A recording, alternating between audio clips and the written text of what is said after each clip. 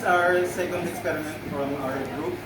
And we are doing lava lamp experiment with a little bit of Detective Conan parody.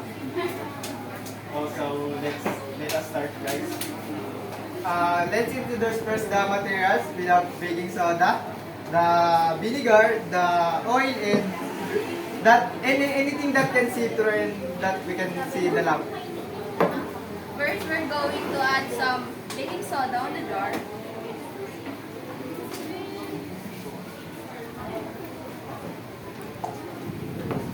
Then we're going to pour some oil.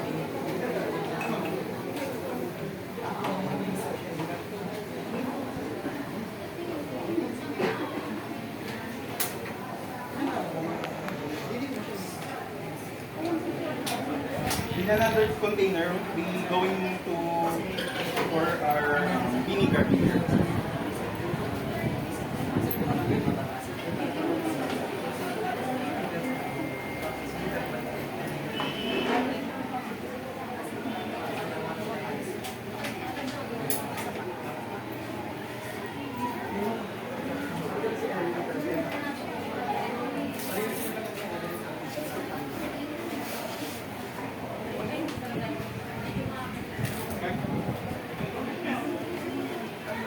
And our food color.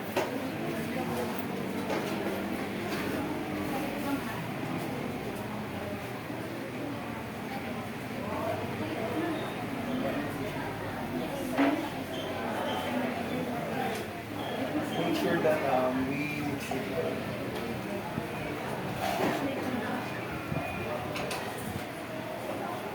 After that, we pour the second jar and the first jar to mix it.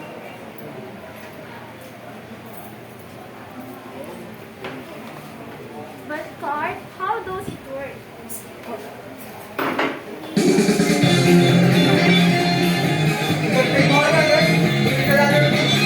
As you can see, while the vinegar won't mix it. It is because vinegar is denser than the oil as the vinegar falls to the bottom of the glass. It reacts with the baking soda, it produces carbon dioxide. Looks like a volcano.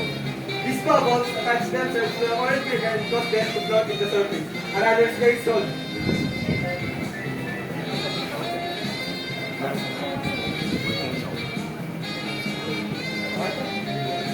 And thank you for watching. That's all, guys. And thank you for